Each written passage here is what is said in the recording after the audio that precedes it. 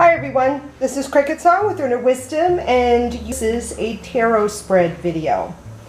The spread that I'm going to show you today that's laid out in front of you is called the Partnership Spread.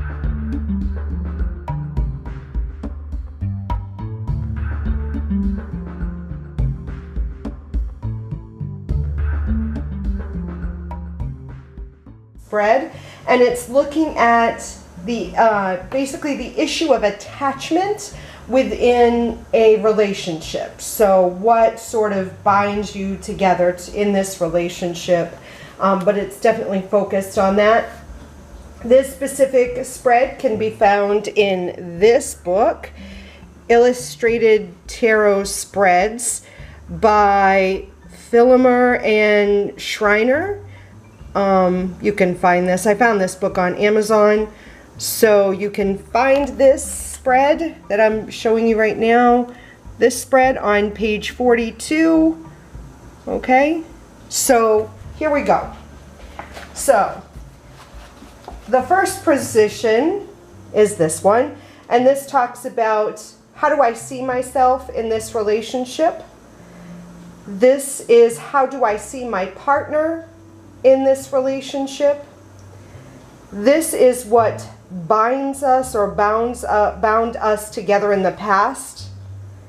This is what keeps us connected in the present, and this is what awaits our future in the relationship. So me, my partner, bound us in the past, what keeps us connected now, and what awaits our future. What is happening in the future? So let's reveal the cards. So let's look at these. So let's turn these over. 1, 2, 3, 4, 5. So how would I read this? How do I see myself in this relationship? Ace of Cups to me says that I see myself as someone who is the more emotional individual, who, speaks through emotions. I'm very giving of myself in an emotional sense. I'm very supportive, because for me, water speaks of emotions and spirituality and all that stuff. So I see the one who is overflowing. My cup is overflowing with this, and this is how I see myself in the relationship. How do I see my partner in this relationship? Seems like my partner is a very stressed individual. I see my partner as someone who, is kept awake at night by all their thoughts. Maybe it looks like, their thoughts and their dreams. They're very intellectual. They're very logical, maybe, or analytical. Not maybe logical. Maybe if it was a pentacle, I might say more practical. This person is more analytical, more mentally focused, where I'm more emotionally focused. Where the difference between here, it would be different if this was the Ace of Swords, but because it's the Nine of Swords, this suggests to me that the person is maybe not always an analytical person, but right now they're overwhelmed by their analytical side. They are too much caught up in analyzing things, and I see them as someone who isn't in touch with their emotions, and it seems like this might be situational, but right now this is how I see my partner. I get the feeling when I look at the Nine of Swords as opposed to the Eight of Swords that this isn't always the way the person is, okay, that it's a circumstantial situation, and like their true authentic self, they may not be as analytical, but something has triggered this within them. Where when I see the Ace of Chalices, this talks, or the Ace of Cups, this talks to me about this is the person's nature, their authentic nature. They are definitely a feeling person, as opposed to maybe the Nine of Swords is not their is not the nature of them, but this is how they are. Do you know what I mean by circumstances and situations? What brought us together in the past is the King of Swords. So when I see court cards, for me, this talks to be about a specific person. And usually when I see the king, I see someone in authority. So like a father. And because it's the King of Swords, I see that there's tension, anxiety, a very critical father, a very critical and emotionally unavailable.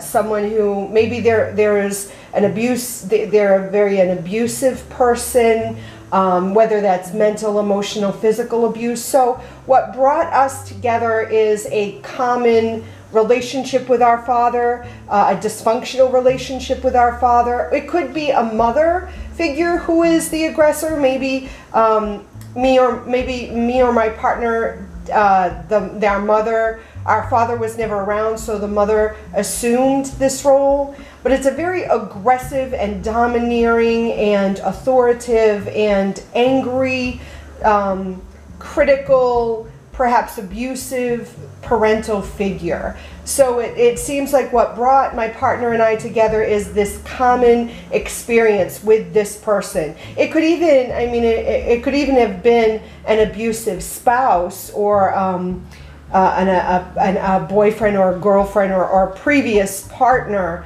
but it's a specific relationship we had with this person was similar in our partner's life, and that commonality experience brought us together. So that's what brought us together in the past. What keeps us connected in the present?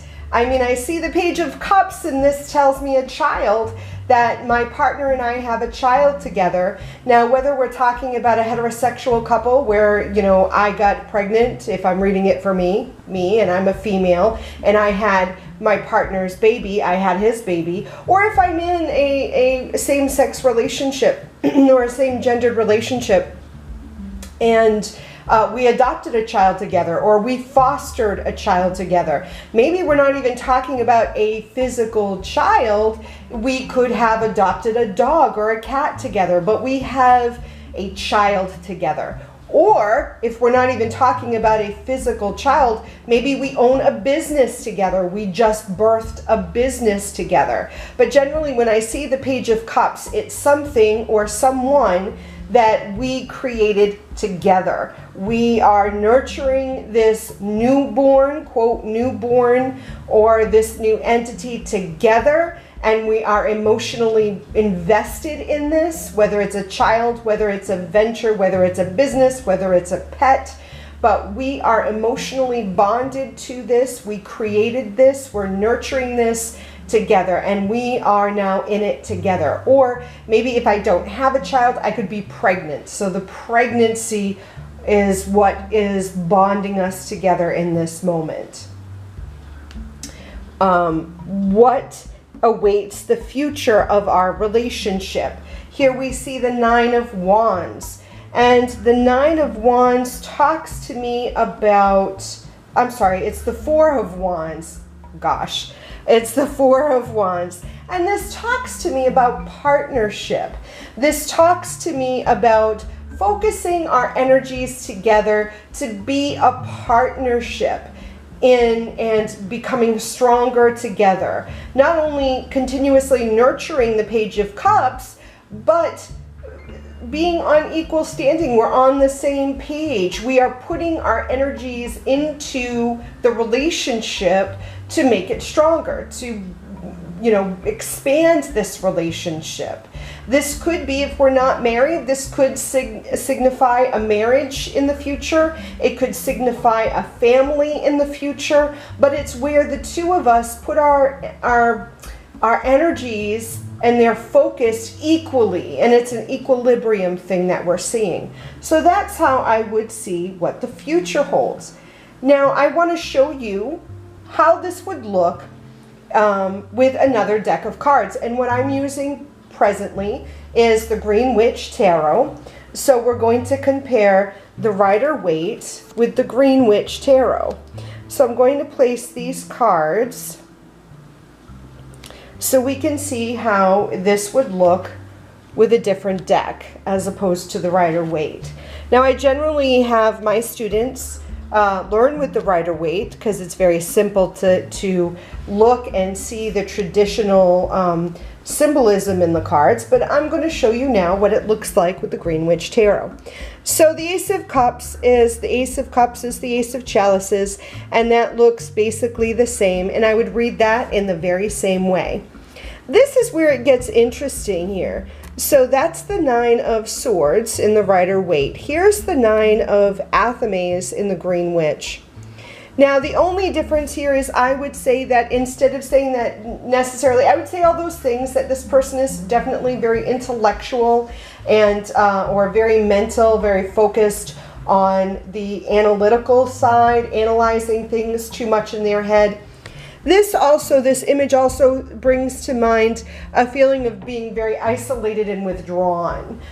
So where I see myself as someone where my cup is overflowing with all these emotions and all this sensitivity, my partner seems to be very opposite. They seem to be withdrawn and sort of staying out of the light, staying more in the shadows and in the darkness, where I see myself very, open and overflowing. And it could be to a fault too. Maybe I'm too sensitive and too sharing, where my partner seems to, have the sun hit them a little bit, but they're more dwelling in the shadows. They're more reserved, which could, if one is always giving and the other isn't, there could be an imbalance there. But that's the little difference. I would read that just a little differently, but still has the same meaning. The King of Athames, I would read the same way, very much someone who is of authority in the past.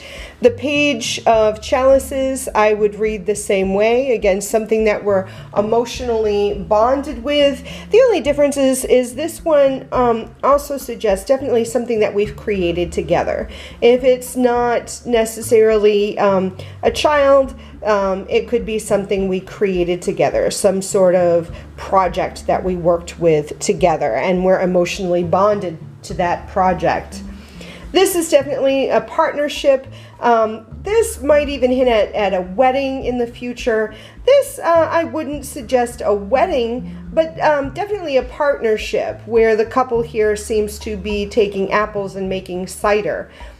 So this talks to me about a partnership and something that we're working on together, something we're transforming, something we're putting our energies and effort into to create something different. There is sort of a hint of transformation here in this particular card, taking the cider and putting effort and energy, and you press the apples, or you boil, you ferment them to create the cider. You have to add other things, other spices and other frequencies and energies of something else to create this new thing out of something that we've been pressing.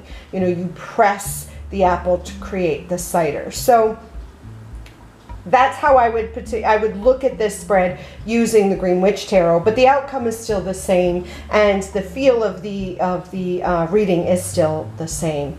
I would love to hear your thoughts about this spread. If you use it, please share it. And if you do end up using this spread for yourself and doing an interpretation video, please share that link with me, because I'd love to see how you read it. Okay, and until next time, I love you. Mwah. Blessed be.